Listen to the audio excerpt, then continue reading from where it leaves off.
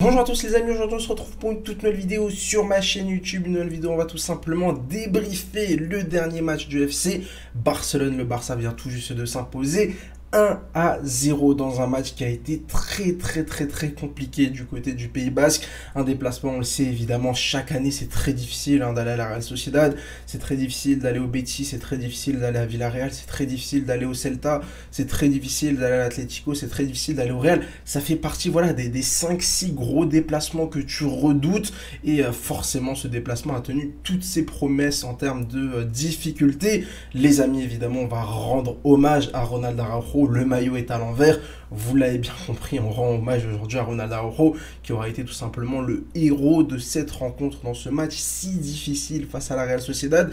C'est tout simplement pour moi le pire match du FC Barcelone cette saison et de très loin. Évidemment, tu réussis à t'imposer 1-0 sur le fil avec beaucoup de réussite, avec une passe lumineuse de Gundogan et surtout un appel absolument fantastique de Ronald Araujo dans le dos des défenseurs au deuxième poteau avec une superbe finition.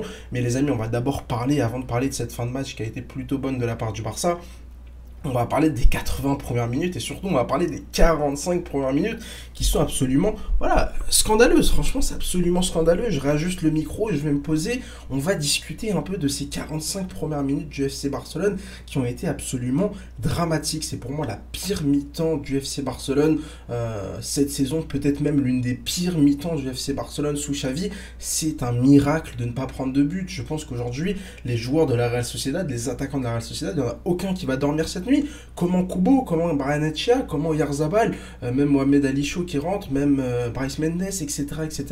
Comment ces mecs-là ont fait pour ne pas marquer aujourd'hui? C'est un miracle. C'est un miracle. Alors évidemment, je tape beaucoup sur Marc-André ter Stegen, j'ai tapé sur lui lors des précédents débriefs, mais voilà, moi c'est ce Marc-André ter Stegen que je veux voir. C'est un Marc-André ter Stegen héroïque, décisif. C'est en grande partie grâce à lui que le Barça repart avec les 3 points aujourd'hui. Il y a des parades, enfin, faut regarder juste les 3 premières minutes du match. Franchement, les 3 premières minutes du match, elles sont suffisantes. Si vous n'avez pas regardé le match, regardez juste les 3 premières minutes du match. Vous avez un parfait résumé de la rencontre du FC Barcelone. Le Barça qui a fait n'importe quoi. Le Barça qui s'est fait marcher dessus pendant 70-80 minutes par cette équipe de la Real Sociedad.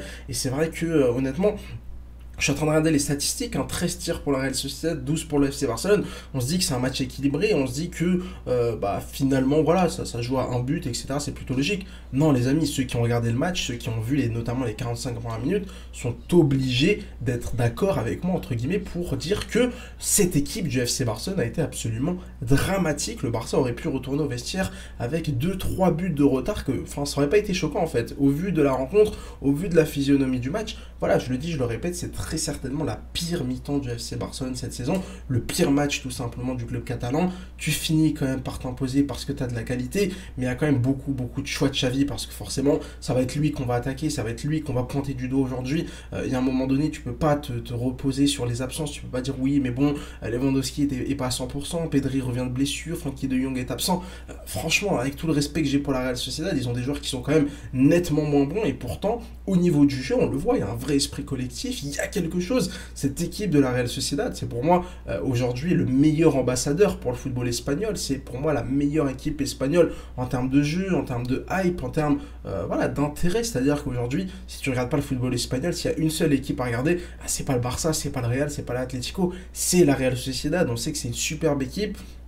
Il y a des joueurs de talent, mais du côté du FC Barcelone, tu as aussi du talent. Tu as Joao Félix, tu as Lewandowski qui aujourd'hui est passé complètement à côté de son match. Même Joao Félix, aujourd'hui, je trouve que comme face au Real, il a prouvé en fait qu'il pouvait pas être la star. Ça pouvait pas être la star, ça pouvait pas être le franchise player, entre guillemets, si on pouvait prendre des termes de NBA, des termes de football américain et de sport américain. C'était pas le franchise, ça peut pas être le franchise player. C'est un très bon joueur de complément, c'est un très bon joueur pour être le deuxième ou le troisième meilleur attaquant de ton équipe, mais ça peut pas être la star de ton équipe, ça peut pas être le joueur qui va faire des différences offensivement. Mais voilà, je vais pas faire une longue dissertation sur la performance de Joao Félix, il n'y a pas vraiment grand chose à redire sur son match. Par contre derrière, Je vais parler, les amis, de Xavi, déjà sa composition d'équipe de départ. Comment c'est possible de jouer avec Araujo arrière droit et de mettre Cancelo ailier? Je suis désolé, mais Cancelo, c'est l'un des meilleurs, si ce n'est le meilleur arrière droit du monde. Fais-le jouer à son poste, fais-le jouer dans son rôle. Tu l'as fait jouer ailier, le mec il est complètement perdu. Sans ballon, il sait même pas où est-ce qu'il faut se placer défensivement. Avec ballon, bah pareil, il sait pas où est-ce qu'il faut se placer. Est-ce que cette équipe du FC Barcelone travaille pendant la semaine? T'as quand même eu plusieurs jours pour préparer ce match-là. T'as eu du repos cette semaine pour préparer cette rencontre, pour préparer ce gros déplacement face à la Real Sociedad.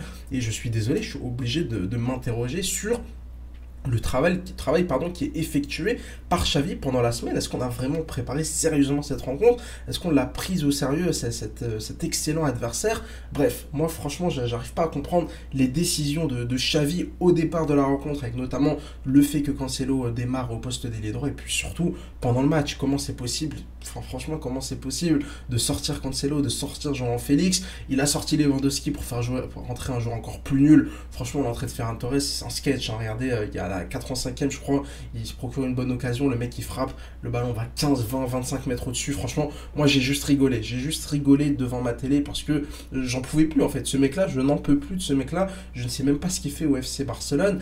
Mais encore une fois, tu as de la qualité, tu as Pedri, tu as Gundogan qui fait une bonne fin de match.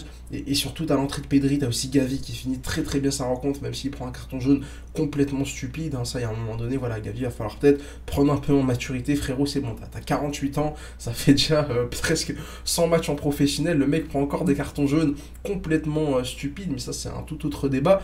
Gavi fait quand même une bonne fin de match. Il rate par contre une énorme occasion. Pedri lui donne un caviar. Il est face au gardien adverse. Il rate son face-à-face. Mais heureusement, le Barça pousse. Et on a tout simplement Ronald Araujo, évidemment. Il est là, le maillot, il est là, le numéro 4, Ronald Araujo, qui va tout simplement faire la différence sur cette belle passe décisive exceptionnelle, hein, vraiment de Gundogan. Le timing, il est parfait, étant donné que la position de hors-jeu, elle se joue à quelques centimètres près. Voilà, un millième de seconde plus tard, un millième de seconde plus tôt, tu rates l'action ou alors tu es hors-jeu. Ça se joue vraiment à quelques centimètres près, à quelques millièmes de seconde près. Et encore une fois, le Barça ne méritait pas de gagner. Donc c'est pour ça que tu prends les 3 points, c'est très bien, c'est peut-être 3 points qui te permettront de gagner le titre à la fin de la saison. La semaine dernière, face au Real, pour moi, tu ne méritais pas de perdre. Là, tu ne méritais pas de gagner. Voilà, à la fin de la saison, ça va s'équilibrer entre les matchs où tu ne méritais pas et les matchs où tu méritais un peu plus. Et bien, à la fin, tu te retrouves avec une place qui est a priori représentative de ton niveau pendant les 38 journées. Quoi qu'il arrive aujourd'hui, collectivement, individuellement, le FC Barcelone aura été très décevant, vraiment très décevant. Franchement, cette équipe du Barça, on va bien rigoler en huitième de finale, en quart de finale de Ligue des Champions, si par miracle elle arrive à aller aussi loin. Face au Bayern, qui a explosé Dortmund, face à Manchester City, face à des gros cadors européens, je pense que cette équipe-là, aujourd'hui, aurait complètement volé en éclats et tu finis avec 2, 3, 4 buts minimum encaissés derrière. C'est très compliqué malgré les absents. Encore une fois, les absents, tous les clubs européens ont des blessures, toutes les sélections. Enfin, ça fait partie du sport, les blessures, c'est pas une nouveauté. On n'a pas découvert ça il y a quelques semaines, quand Pedri s'est blessé, quand De Jong s'est blessé. Oh mince, les joueurs peuvent se blesser. Non, et à un moment donné, c'est à toi de construire ton effectif avec des joueurs de qualité. C'est à toi de prévoir le coup, c'est à toi aussi évidemment physiquement de faire un travail spécifique sur chacune de tes individualités. Voilà, maintenant tu sais que Pedri il est très fragile, faut préserver son intégrité physique et faut tout simplement le développer pour qu'il puisse jouer. Il y a un moment donné, Pedri, on en a besoin sur le terrain. Donc vraiment, voilà, les préparateurs physiques qui ont beaucoup été critiqués, enfin, je ne suis pas un spécialiste, donc honnêtement, j'ai pas d'avis à donner. Il y a juste un constat, il y a trop de blessures du côté du Barça, et surtout des blessures récurrentes qui touchent souvent les mêmes joueurs. Il va falloir évidemment y remédier très rapidement dans les prochaines semaines, parce que voilà, la Pedri en Ligue des Champions, s'il se blesse et tu le perds pendant encore 2 mois, enfin c'est bon, on abandonne la saison, on se qualifie juste, on vise juste le top 4 en Liga. Enfin voilà, faut redescendre des ambitions. Il y a un moment donné où il va falloir redescendre des ambitions. Je pense que quand le Barça démarre une saison, l'objectif c'est de gagner toutes les compétitions, même si évidemment c'est plus ou moins difficile selon la compétition. Mais si tu commences à avoir 2, 3, 4, 5, 6 blessures, c'est absolument pas possible. Donc il y a un staff qui doit bien faire son travail. Évidemment que les blessures, c'est aussi parfois de la malchance, parfois le joueur qui n'est pas forcément sérieux, et c'est très difficile de les résoudre. On l'a vu avec des joueurs par exemple comme Ousmane Dembélé, enfin même un peu plus vieux, un joueur comme Abou Diaby, avec lequel on n'a jamais trouvé de réelle solution du côté d'Arsenal, même si ça commence à remonter à il y a très longtemps, à plus de 10 ans cette histoire. Mais voilà, il va falloir trouver des solutions au niveau des blessures, et surtout trouver des solutions au niveau du coach. Est-ce que Xavi est encore l'homme de la situation? Je ne sais pas, et honnêtement, je vais commencer à penser que je ne le pense pas finalement, qu'il est peut-être pas l'homme de la situation du côté du FC Barcelone cette saison. Est-ce que le Barça travaille la semaine? Franchement, moi le week-end, je vois absolument rien. Je vois absolument rien. Alors c'est vrai que face au Real, c'était quand même plutôt intéressant les 60 premières minutes de jeu, mais là face à la Real Sociedad, ça a été absolument dramatique. C'est un avertissement sans frais, tu finis quand même avec les 3 points, c'est presque un miracle. Et c'est vrai que c'est assez drôle parce que je tweetais pendant le match vers la 75e, je crois, que si le Barça voulait gagner le match, fallait finir avec Araujo au poste de numéro 9, parce que malheureusement aujourd'hui Ronald Araujo, c'est le joueur le plus dangereux offensivement. Quelques minutes avant son but, il met une énorme frappe, une énorme mine cadrée qui aurait pu faire un but absolument fantastique. Je comprends pas pourquoi est-ce que du côté du FC Barcelone, on ne fait pas comme le Real de Madrid à l'époque, qui n'hésitait pas, voilà, Zidane à l'époque, il n'hésitait pas pendant les 5, 10, 15 dernières minutes du match. Tu finis avec Sergio Ramos en attaque, finis avec Ronald Araujo en attaque. Où est le mal? Où est le mal? T'arrives pas à te procurer des occasions. Ferran Torres est beaucoup trop nul. Rafinha au poste d'ailier gauche, va falloir quand même arrêter ça. Yamal, le gars, il a 16 ans, 17 ans. Franchement, on va pas lui demander grand-chose sur sa première vraie saison du côté du FC Barcelone. Voilà, fais jouer Araujo au poste de numéro 9. En tout cas, aujourd'hui, il a prouvé qu'il avait vraiment l'instinct du buteur avec ce but absolument fantastique. Franchement, je souris, mais moi, ça me fait absolument pas rire de voir le FC Barcelone à ce niveau-là. Parce qu'encore une fois, ça travaille pas. On est au mois de novembre, ça progresse pas. Et ça fait déjà la 3e saison pour Xavi qu'il est là du côté du FC Barcelone. Et honnêtement, je commence quand même à me poser de grandes questions sur son avenir. Lui qui a quand même prolongé de mémoire jusqu'en 2025 ou même 2026, je sais pas.